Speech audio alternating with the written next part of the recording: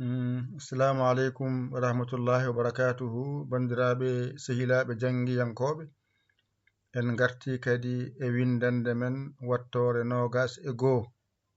Hande noon oɗon janga kadi pa mawɗo e pa tokoso. Jangde nde waɗira tan ko ha ɓura weɓande on, so waɗama tan har feere wootere. On gandi pa mawɗo, on gandi pa tokoso, on gayni on certe majjere pa.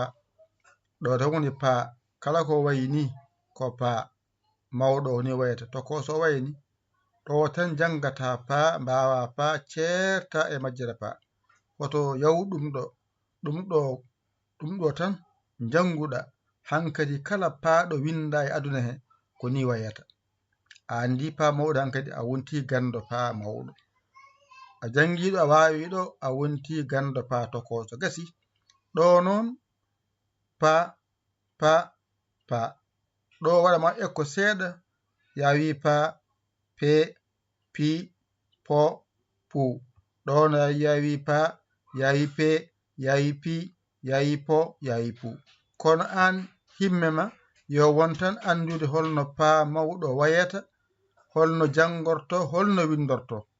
Ganda kadi pa tokoso holno jangorto, holno windorto. Ɗum to woni haajuma an. Ga haajuma ala e ga. Accu ha ganda ɗo ha gayna, ganda pa mawɗo, ganda pa tokoso, a ɗiggini noon ngara ekko maga pa mawɗo no pa tokoso, pa tokoso, pa tokoso. Ganda ɗo woni pa, pe, pi, po, pu. Sa yiɗi fode mbaɗa hen ko foɗata ko pooɗa gasi. Nani kono haajuma ala taw e masse taw an jangata alkulal ngal ɗo.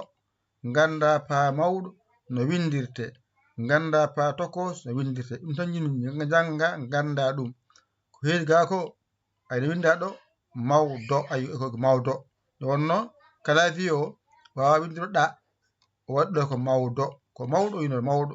Ayi ɗo pamaro, ayi pa ma ro pamaro. Nande on pamoji de wadde pa mawɗo pa tokoso, pa mawɗo pa tokoso. Pa mawɗo ko ni windirte, tokoso ni windirte. Ɗum tan jangata mbawa. Sa jangi pa mawɗo ha wawi, ƴetta kuɗol ma e karne ma, binda ɗo pa mawɗo, pa mawɗo, pa mawɗo ha ɗigga. ƴetta tokoso o, pa tokoso, mbaɗamo ɗo pa tokoso, pa tokoso, pa tokoso. A andi tokoso honi wayata, a andi mawɗo honi wayata. So wayini mi anda ko mangal, so wayni mi anda ko tokosal. Gasi wadde windande wattore nogas e goo jangumi tan ko wiyete pa. Gasi pa tan jangumi hen. Mi andi pa hankadi mi sette majjere pa. Hankadi an a wonti gando to bange pa. Kalɗo pa winda a jangani, andu ko ɗo woni a ɗigginani. Hankadi heddo masɗe muɗum, ana so wata masde taw jarata koye anduda alkulal ngal no jangorto no windorto. Jangangal, mbawangal, bindangal. Gasi an ko ɗum haajuma an taw. Andu alkulal ngal no jangorto e windorto. Ganda ko ni pa mawɗo windirte, kadi ganda no wiyete. Gasi a andi inde makko, a wawi windemo. Ɗo kadi ganda ko pa tokoso, ganda no windirte, no jangirte. Gasi so ɗiggi a serti e nde majjere hankadi. Kalɗo pa winda a jangani, ko ɗo woni ɗiggani. ƴette kuɗi mon e karneji mon, mbani to ɗon jangon ɗigga. On gayni kadi alkulal pa, alluwal kala ngal janguɗa gaynuɗa a serte e muɗum. Hankadi ngal kay kalɗo windi a jangan tan, andu ko alluwal ma woni a ɗigginani. Gila goo ha yetti nogaso goo, gotal gotal waɗa ha newonoma an jangowo jawa wawde, jawa famde. Wonno haajuji ɓuri en doole, so heewi tan a yawata wawde, a yawata famde. Addira noon ko ha jawa wawde, jawa famde. A wiyata hay batte aɗa holle no batta ha jiya. Ɗo noon sa reppitan ha ɗo daɗima hankadi noon a wawa ɗo, hankadi mi anda a wonta wawde.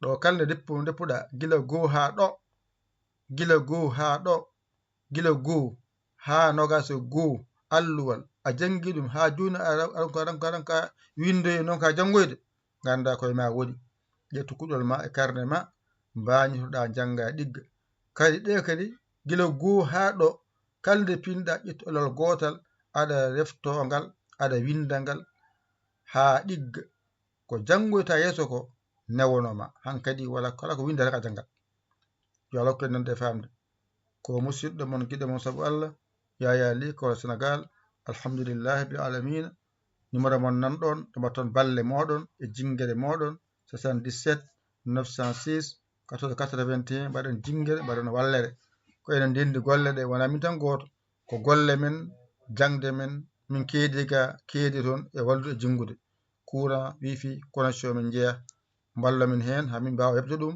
min mbawa dejde min mbawa janguinde yo Allah hokku en nande e famde wassalam